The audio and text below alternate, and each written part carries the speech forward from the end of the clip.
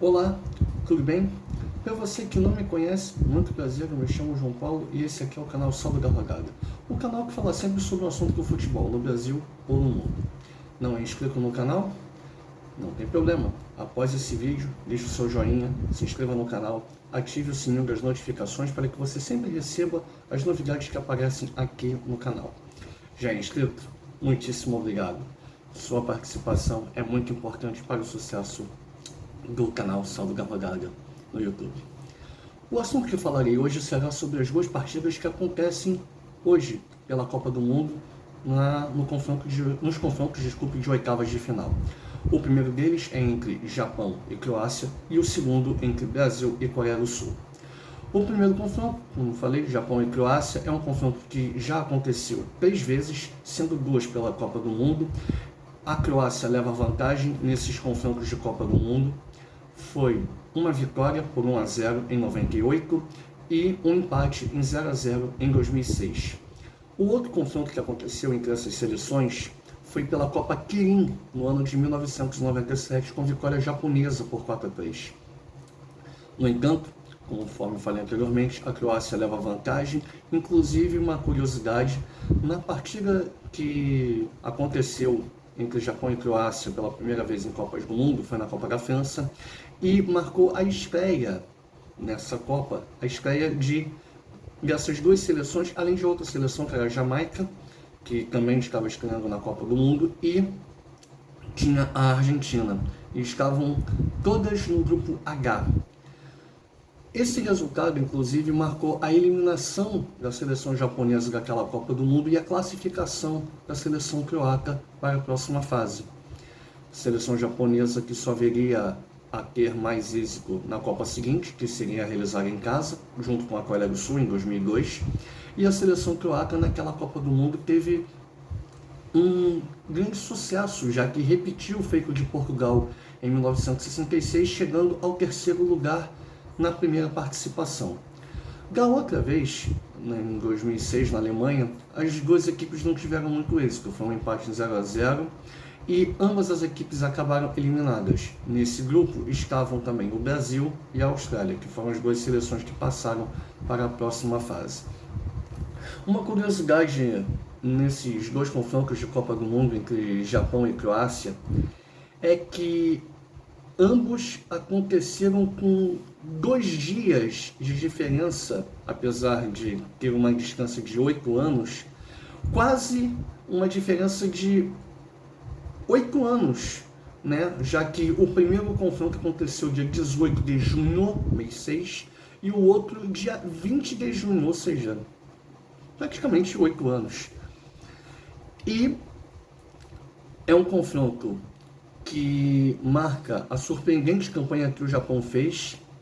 Após uma verificação dos 26 jogadores convocados, descobri que muitos deles jogam em ligas importantes, ou já jogaram em ligas importantes, como por exemplo o caso do lateral Yuto Nagatomo, que durante muitos anos foi lateral da Internazionale de Milão, hoje joga numa equipe japonesa.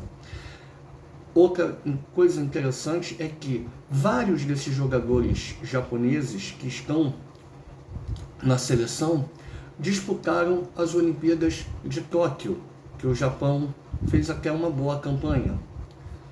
Outra coisa interessante que pode ser falada é a respeito desses jogadores que estão vindo agora, como Duan, Mitoma, Minamino, mesclados com a experiência de um Kawashima, do Maya Yoshida, que é um dos 8 jogadores que jogam no futebol alemão. E pelo lado da Croácia, tem 2 jogadores que são experientes e que têm mais de 100 partidas pela seleção croata, que é o caso do Luka Modric, que é o capitão do time, e o Ivan Perisic. Ambos têm mais de 100 partidas, o Modric joga pelo Real Madrid, o Perisic joga pelo Tottenham.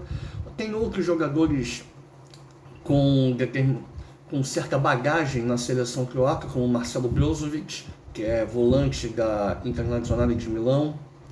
Outro jogador também importante que já esteve na equipe titular da Croácia é o Domagoj Vida, que é um lateral esquerdo que foi titular na Copa de 2018, ele está nesse elenco da Croácia. É um confronto até interessante e acredito que a vitória será da Croácia, pelo placar de 2-0, talvez 2-1 seriam os dois placares que eu apostaria se eu fosse escolher entre Japão e Croácia para definir quem seria o vencedor. O outro confronto é entre Brasil e Coreia do Sul. É um confronto que já aconteceu 7 vezes, mas será a primeira vez em Copas do Mundo. Uma curiosidade é que esse confronto, acreditem os senhores, jamais aconteceu um empate. É verdade. Mas assim, só vitórias do Brasil? Não. Tem uma vitória sul-coreana que aconteceu no dia 27 de março de 99. Foi uma vitória em Seul por 1-0 e que foi a única derrota que o futebol brasileiro teve para a Coreia do Sul entre todos esses 7 confrontos que aconteceram. Falando ainda sobre as 4 seleções, o Japão, Croácia, Brasil e Coreia do Sul, uma curiosidade. Entre essas 4 seleções, apenas a Coreia do Sul é a única que não tem um treinador nacional. O Japão tem o senhor Hajime Moriyasu,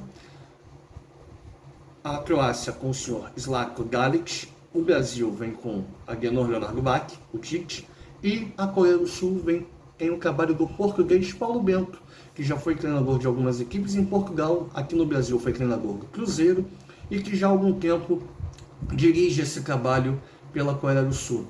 Uma curiosidade sobre a equipe sul-coreana, uma das curiosidades sobre a equipe sul-coreana é que dos 26 convocados do selecionado sul-coreano, metade, ou quase metade, desses jogadores jogam na Coreia do Sul. Parece inacreditável, mas é verdade. O futebol sul-coreano, embora talvez muita gente não conheça como é, mas segundo relatos é um futebol de muita velocidade. É um futebol muito dinâmico, em comparação a uma liga como a japonesa, por exemplo, que tem um futebol mais técnico. O futebol sul-coreano é muito mais... o jogo é muito mais dinâmico. Vide o exemplo está aí na seleção sul-coreana, já que alguns desses jogadores, né, estão atuando como titular. O principal nome da Coreia do Sul é o Hong Min-son, que joga no Tottenham Hotspur, da Inglaterra, mas existem alguns nomes que merecem atenção, como por exemplo o Hwang Hee-chan, atacante que já jogou no RB Salzburg e que hoje está no Wolverhampton Wanderers, da Inglaterra. Outro atacante também tem o nome Wang, é o Wang Ui-jo, que joga no Olympiacos da Grécia. Outros dois jogadores interessantes, esses têm o sobrenome Kim. Não se estranhem se o primeiro nome não é o nome dos sul-coreanos. Aliás, uma curiosidade. O nome que é falado, geralmente, na Coreia do Sul, eles falam o nome da família e depois o nome da pessoa. Então seria Hong Min-son, né? Seria, no caso eles falam Son Han-min, no caso. Tem o Wang Ui-jo, no caso o Wang é o nome de família, seria Ui-jo Wang. O Hwang Hee-chan seria Hee-chan Wang, por exemplo. Outros jogadores que merecem destaque são Kim Yong-gon e o Kim Min-jae, são jogadores de defesa. O Kim Yong-gon joga na Coreia do Sul, é um jogador experiente que esteve na última Copa do Mundo. E o Kim Min-jae é jogador de defesa do Napoli, da Itália. São jogadores de defesa que merecem uma certa atenção. Outro destaque também é o Cho Dae-sung, que joga no futebol coreano, fez os 2 gols da Coreia do Sul na derrota que a seleção coreana sofreu para a Gana por 3-2 na primeira fase. É um atacante de 24, 26 anos, ou seja, tem pelo menos mais uma Copa para disputar pela Coreia, e é um homem fazedor de gols da Coreia. No fato, pelo lado do Brasil, merecem destaque as voltas de Neymar Júnior e Danilo para o selecionado. Muita preocupação pelo lado que o Son ataca, que é pelo lado esquerdo. O Heung-min Son pode jogar tanto pelo um terceiro homem de meio campo, pelo lado esquerdo, como por um atacante, se a Coreia jogar num 4-3-3. Ele é um atacante como se fosse um ponta pelo lado esquerdo, atacante muito perigoso, além do Choi-Sung, que é um jogador que veio como uma grata surpresa desse futebol sul-coreano. Então, muita atenção com esses jogadores da Coreia do Sul. Acredito que tenhamos uma vitória brasileira apertada. Acredito que o placar, se eu fosse apostar, apostaria os mesmos placares que apostei em Japão e Coreia, 2-0 ou 2-1. Ok? Gostou desse vídeo? Deixe o seu joinha.